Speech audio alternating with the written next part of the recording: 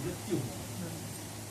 इसी प्रकार कंस ने देवकी के 6 संतान को परस्पर वो जो है वध करते हैं। 7वें संतान रूप में आज शेषावतारी जो है, शेष जी नाग जो है बलराम भैया को अपनी योग माया के द्वारा ये कि वो वज्र के में जान करके और वसुदेव की जो है पत्नी रोहिणी की जो है गर्भ में गोकुल में ले जाकर के योग माया द्वारा उनको वहां स्थापित किया। कहने लगे तुम देवकी के साथ गर्भ में जो है वो निकाल कर और रोहिणी की गर्भ में धारण करो। तब योग माया नंद बाबा की जो है धर्म पत्नी यशोदा की गर्भ में और ले जाकर के आज उनको स्थिर किया।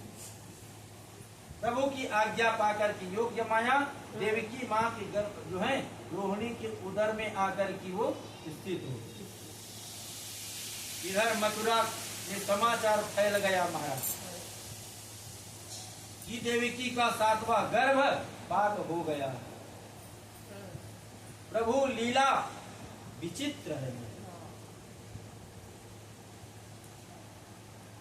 क्योंकि जानना भगवान की लीला को कठिन है। देवकी के गर्भ में खींचे जाने के कारण शेष जी को लोग संसार में संकर्षण के नाम से भी जानते हैं, क्योंकि इस गर्भ से उस गर्भ में उनको खींचा गया था योग माया के लिए। इसलिए उन्हें संकर्षण के नाम से भी जानते हैं। लोक रंजन करने का कारण ये राम कहेंगे महाराज तथा बलवानों में श्रेष्ठ होगा, बलों में बल का भारी होगा, इसलिए उनका नाम भी बलराम होगा। श्रेष्ठ होने के कारण बलभद्र अर्थात बलराम के रूप में भगवान। इधर जगत निवास परमात्मा देवी की जो है सुंदर आज कंस के कारागार में 8वें संतान जो है देवकी गर्भ में देवकी का मुखमंडल पवित्र जो है मुस्कान से सुशोभित हो रहा है महाराज। उनकी कांति से बंदी गृह जगमगा रहे हैं। लगते श्रोताओं सूर्य के उदय होने पर सर्वत्र प्रकाश जो है फैल करके अंधकार को नष्ट कर देता है। वैसे ही अंधेरा आज है ना, अंधेरा लुप्त हो जाता है। कंस जेल खाने में आया और देवकी तो जो है देखा कि जब भी कंस आते तो देवकी डर जाती, परंतु अब की बार देवकी नहीं डरी, अपने कोख पर हाथ रखी, क्योंकि देवकी के गर्भ में प्रभु कालों का काल महाकाल प्रभु आ चुके, ठाकुर जी विराजमान। पर आज देवकी को भय नहीं हुआ तथा देवकी के रूप को देख करके स्वयं कंस आज डर रहा है कि यही 8वां संतान है, मेरे काल के रूप में आने वाला है। कंस डर रहा है तथा संस्कृति हो गया महाराज, मेरा काल विष्णु देवकी के गर्भ में आ चुका। चंद्रमा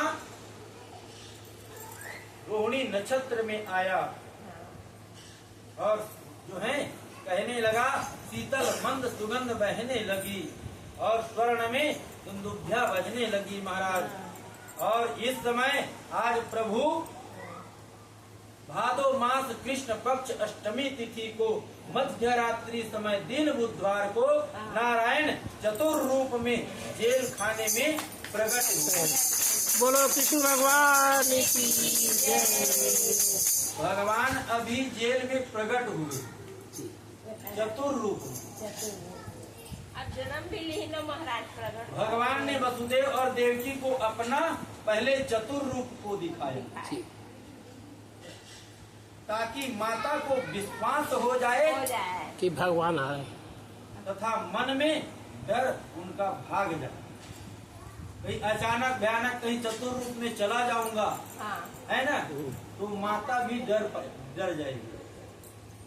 ये कौन आ गया 4 हाथ, पहले तो 2 हाथ वाले आते थे मारने के लिए, अब ये 4 हाथ वाला कौन आ गया, है ना। कृष्ण भगवान के लिए इसलिए भगवान पहले चतुर रूप में जाकर के दर्शन दर्शन किए। करके इसके बाद भगवान एक छोटा सा बालक बन करके और स्वर्ग में भी देवगण आज जो हैं भगवान का स्तुति कर रहे हैं।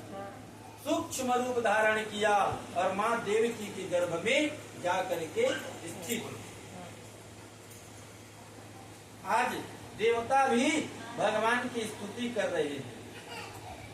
सत्यव्रतम सत्य परमम त्रिसत्यम सत्ययोनिः सत्ये सत्यस्य सत्यामृत सत्यनेत्रम सत्यात्मकम त्वाम शरणं प्रपन्ना। कहने लगे कि हे प्रभु, आप तीनों काल में सदा आप ही सत्य, या तरु जो सताना संतान सनातन है, या वृक्ष में 2 आप ही फूल हैं, जो सुख और दुख का जो फूल है ये आप में ही लगते। इसमें 3 मूल सत्य रज और तम है महाराज, क्योंकि 4 पुरुषार्थ अर्थ धर्म काम है, 5 विध अर्थात 5 विषय इस जीव में है, शब्द रूप रस गंध और स्पर्श, तथा 7वां त्वचा, 8वां शाखा और 9 कूटर 9 द्वार ये शरीर में, क्योंकि 9 ग्रह हमारे शरीर में ही विराजमान है। 10 प्राण पत्ते हैं हमारे जीव में। उस वृक्ष का पत्ते 2 कह रहे हैं कि उस वृक्ष का 2 पंछी हैं, ईश और ये जीव।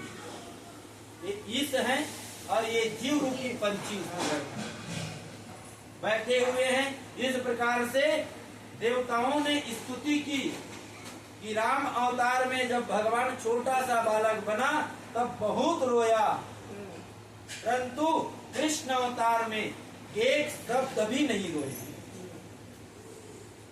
रोते तो सब हमारी जान जाते। इसलिए आज भगवान जो हैं, भगवान चतुर रूप में तो त्याग करके और छोटा बालक बन गए। प्रभु बोले कि मुझे यहाँ से गोकुल में ले जाओ। आज वसुदेव बालक को लेकर के सूपा में महाराज